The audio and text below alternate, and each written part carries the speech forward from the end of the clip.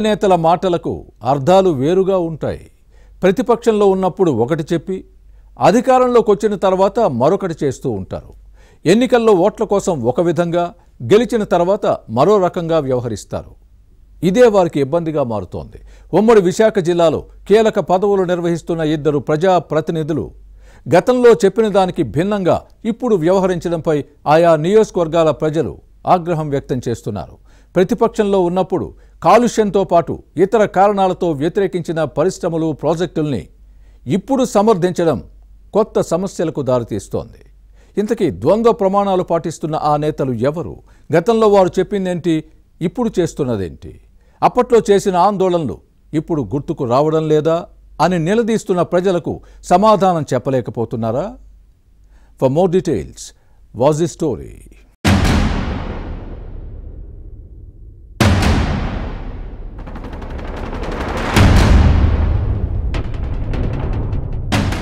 రాజకీయ నేతలు ద్వంద్వ ప్రమాణాలు పాటిస్తున్నారు. ప్రతిపక్షంలో ఉన్నప్పుడు ఒక విధంగా, అధికారంలోకి వచ్చిన తర్వాత మరో రకంగా వ్యవహరించడం రివాజుగా మారింది.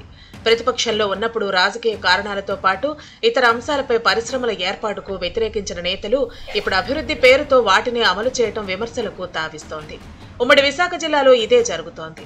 దీంతో కూటమి ఎమ్మెల్యేలు, మంత్రులు కొన్ని ఇబ్బందులు ఎదుర్కొంటున్నారు.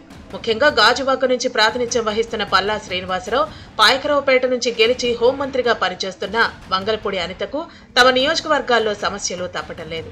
టీడీపీ ప్రతిపక్షంలో ఉన్నప్పుడు వ్యతిరేకించిన కొన్ని ప్రాజెక్టులను ఇప్పుడు అమలు చేయడంపై ప్రజలు ఆగ్రహవేశాలు వ్యక్తం చేస్తున్నారు. సిమెంట్ ప్లాంట్స్, బల్క్ ట్రక్ ఫ్యాక్టరీల విషయంలో గతంలో చెప్పిందేంటి, ఇప్పుడు చేస్తున్నదేంటి అని ప్రశ్నించడంతో తలనొప్పి తప్పటం లేదు. ఎన్నికల్లో ఒకటి చెప్పి అధికారంలోకి వచ్చిన తర్వాత మరొకటి చేయటం ఏంటని నిలదీయటంతో కొత్త సమస్యలు వస్తున్నాయి. ఇచ్చిన హామీలను విస్మరించి వ్యవహరిస్తున్నారని జనం ఆగ్రహం వ్యక్తం చేయడంతో సమాధానం చెప్పుకోలేక, సమర్థించుకోలేక సతమతమవుతున్నారు.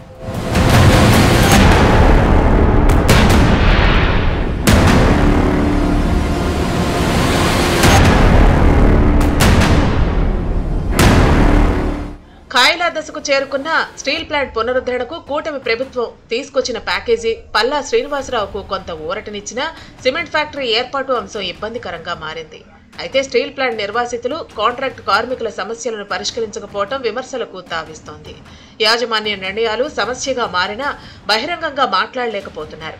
ఇక అదాని అంబుజా సిమెంట్ ఫ్యాక్టరీ ప్రజాభిప్రాయ సేకరణను అప్పట్లో కూటమి సహా అన్ని పార్టీలు అడ్డుకున్నాయి. కానీ పల్లా శ్రీనివాసరావు ఈ పరిశ్రమ ఏర్పాటును ఇప్పుడు స్వాగతించడం విమర్శలకు తావిస్తోంది. ఇక్కడ ప్రజలు ఇబ్బందులు తెలిసినప్పటికీ నేరుగా మాట్లాడలేని పరిస్థితి ఉంది. దీంతో ప్రజలకు సమాధానం చెప్పలేకపోతున్నారు.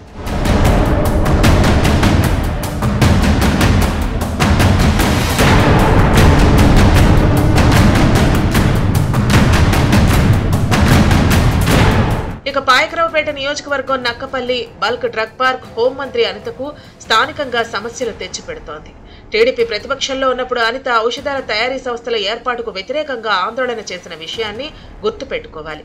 పరిశ్రమలు విడుదల చేసే వ్యర్థ రసాయనాలతో భూగర్భ జలాలు కాలకూట విషంగా, నీటి వనరులు కాలుష్య కాసారాలుగా మారతాయని ఆందోళన చేసిన సందర్భాలు ఉన్నాయి. కాలుష్యం ప్రజారోగ్యాన్ని కబళిస్తుందని పోరాడిన విషయాన్ని మర్చిపోకూడదు.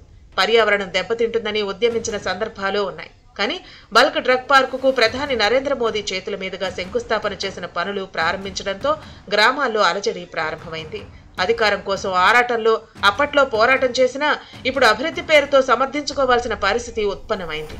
అప్పట్లో ఔషధ తయారీ పరిశ్రమలకు వ్యతిరేకంగా ఆందోళన చేసిన అనిత ఇప్పుడు ఏమయ్యారని నక్కపల్లి ప్రజలు ప్రశ్నిస్తున్నారు. అయితే ఈ ప్రాంత వాసులకు న్యాయం చేసే విధంగా మంత్రి అనిత ప్రభుత్వంతో చర్చిస్తున్నా స్పష్టంగా బయటకు చెప్పలేని పరిస్థితి ఉంది.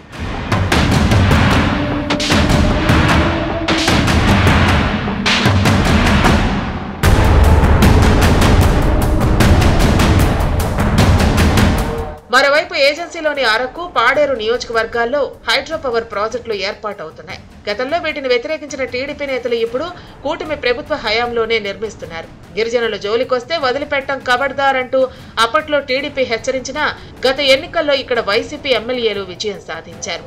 గతంలో జల విద్యుత్ కేంద్రాలను వ్యతిరేకించిన టీడీపీ ఇప్పుడు ఏం చేస్తోందని ఫ్యాన్ పార్టీ ప్రజాప్రతినిధులు ప్రశ్నిస్తున్నారు. సమాధానం చెప్పడం కూటమికి సమస్యగానే మారింది. ఇలాంటి చిక్కులను కూటమి ప్రభుత్వం ఎలా పరిష్కరిస్తుందో చూడాలి.